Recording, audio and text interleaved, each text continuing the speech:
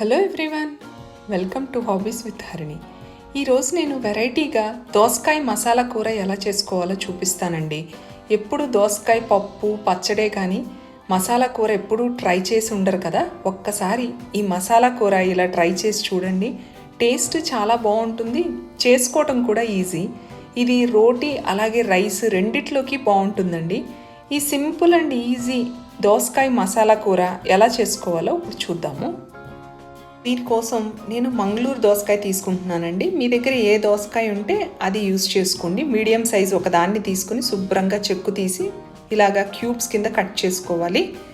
Seeds కనుక చేదు లేకపోతే కనుక గింజల్ని కూడా యూజ్ చేసుకోండి, టేస్ట్ బాగుంటుంది. ఇప్పుడు ఒక కడాయి పెట్టి ఒక 3 టేబుల్ స్పూన్స్ ఆయిల్ వేసుకుందాము. ఆయిల్ వేడెక్కాక అన్ని తాలింపు దినుసులు వేసుకోవాలండి. కొంచెంగా శనగపప్పు, మినప్పప్పు, అలాగే ఆవాలు, జీలకర్ర వేసి ఇవన్నీ బాగా వేగనివ్వాలి. తాలింపు వేగాక కొంచెంగా ఎండుమిర్చి కూడా వేసుకుంటే బాగుంటుంది.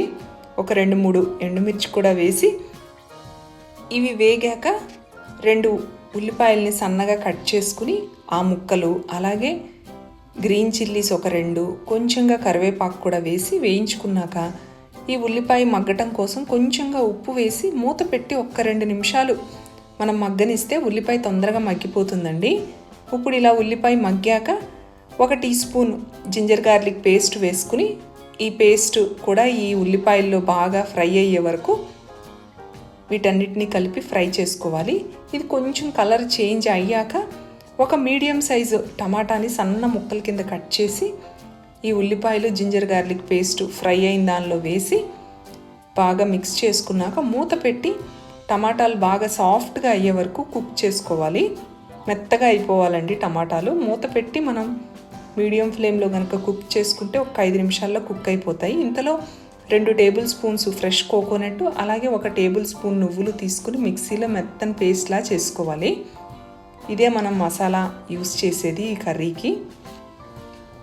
ఒక్కసారి టమాటా చెక్ చేద్దామండి. సాఫ్ట్గా అయిపోయినాయి టమాటా. ఇప్పుడు కట్ చేసుకున్న దోసకాయ ముక్కలు ఉన్నాయి కదా, వాటిని వేసుకుని ఈ టమాటాలు, ఉల్లిపాయ, దోసకాయ అంతా కలిసేటట్టు తిప్పుకున్నాక ఇందులోకి 1 teaspoon red chilli powder, అలాగే కొంచెంగా ఉప్పు, కొంచెంగా పసుపు వేసుకుందాము.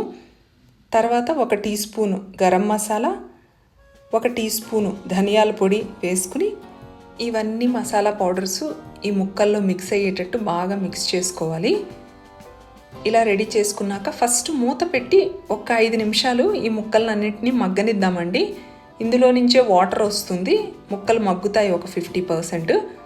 అలా మగ్గాక ఇప్పుడు కొంచెంగా వాటర్ పోసుకోండి. దోసకాయలో నుంచే వాటర్ ఎక్కువ వస్తుంది, మరీ ఎక్కువ పోయొద్దు. కొంచెంగా వాటర్ పోసుకుని మూత పెట్టి ఇంకొక 5 నిమిషాలు మగ్గనిస్తే గనక మనకి పూర్తిగా మగ్గిపోతాయండి ఈ దోసకాయ ముక్కలు.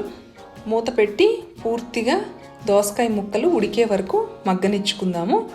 ఒక 5 నిమిషాలకి ముక్క అంతా ఉడికిపోతుందండి. అప్పుడు మనం ఇందాక కోకోనట్ అలాగే నువ్వులు పేస్ట్ రెడీ చేసుకున్నాం కదా, దాన్ని ఇందులో వేసుకుని కొంచెంగా కొత్తిమీర కూడా వేసుకుని ఇవన్నీ కలిసేటట్టు 1-2 నిమిషాలు ఫ్రై చేసుకుంటే చాలా, ఎక్కువ టైం ఫ్రై చేయక్కర్లేదు. ఈ మసాలా వేసాక మీరు కన్సిస్టెన్సీ చెక్ చేసుకోండి. వాటర్ కావాలి అనుకుంటే ఇంకొంచెం పోసుకోండి గ్రేవీ కోసం.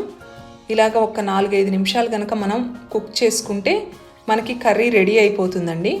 మనకి దోసకాయ రెడీ అయింది అని తెలియాలి అంటే కనుక ముక్క ట్రాన్స్పరెంట్గా అయిపోతుంది, అంటే మనకి దోసకాయ ముక్క ఉడికినట్లే. లాస్ట్లో ఉప్పు కూడా చెక్ చేసుకుని సరిపోకపోతే అడ్జస్ట్ చేసుకోండి. మన దోసకాయ మసాలా కూర రెడీ అయిందండి. ఇంకా తీసి సర్వ్ చేసుకోవటమే. ఇది టేస్ట్ చాలా బాగుంటుంది, రోటీలోకి బాగుంటుంది, అలాగే రైస్లోకి కూడా బాగుంటుంది. లంచ్ బాక్సెస్లో ప్యాక్ చేయడానికి కూడా చాలా బాగుంటుందండి. టేస్టీగా, చాలా ఫాస్ట్గా కూడా అయిపోతుంది ఈ కర్రీ. ఈ రెసిపీ మీరు ట్రై చేయండి. ట్రై చేస్తే ఎలా వచ్చిందో కామెంట్ చేయండి. వీడియో నచ్చినట్లయితే లైక్ చేయండి, షేర్ చేయండి, సబ్స్క్రైబ్ చేసుకోండి. నెక్స్ట్ టైం ఇలాగే ఇంకొక క్విక్ అండ్ సింపుల్ రెసిపీతో మళ్ళీ కలుద్దాం. Thank you.